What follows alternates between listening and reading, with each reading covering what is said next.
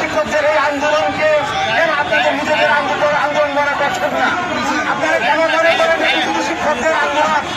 আমি মনে করি এই আন্দোলন আমাদের শুধু শিক্ষকদের আন্দোলন না, আমার এই আন্দোলন শ্রমিক ভাইদের আন্দোলন, এই আন্দোলন রিক্সা চালক ভাইদের আন্দোলন, এই আন্দোলন পরিবহন শ্রমিক, পরিবহন ভাইদের, পরিবহন মালিকদের আন্দোলন। কেননা আপনাদের এই সকল স্তরের অভিভাবকদের সন্তানদেরকে আমরা লালন পালন না বলে আমরা শিক্ষা দান করি। আমরা আপনাদের সন্তানদেরকে শিক্ষা দিয়ে থাকি আপনাদের সন্তানকে ভালো মানুষ করার মানুষে।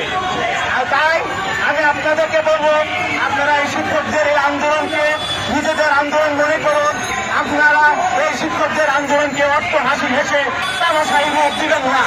আপনারা থেকে আপনাদের নিজ জায়গা থেকে আপনারা যারা বাসে আছেন, রিস্কায় আছেন, আপনাদেরকে আমি জানাতে চাচ্ছি, আপনাদের এই সন্তানরা আমাদের সাথে আমাদের কাছে লেখাপড়া করে। আমাদের শিক্ষা প্রতিষ্ঠানগুলি জাতীয়করণ যদি হয় তাহলে আপনাদের সন্তানরা অল্প টাকায় আপনাদের নিজেরা অল্প টাকায় আপনাদের সন্তানকে পড়াতে পারবে। বিভিন্ন গ্রাম অঞ্চলে কোয়ালিটিফুল শিক্ষকদেরকে দরকার এখন। আমরা কি লক্ষ্য করি, বিভিন্ন শহরের আশেপাশে প্রতিষ্ঠানগুলিতে বিভিন্ন ধরনের সুযোগ সুবিধা দিয়ে শিক্ষকদেরকে নিয়োগ দেওয়া হয় এবং এখানে শিক্ষকরা চাইলে বিভিন্ন ধরনের অর্থনৈতিক সুবিধা নিতে পারে এবং তারা গ্রামের শিক্ষকদের তুলনায় অধিকতর সুযোগ সুবিধা গ্রহণ করে।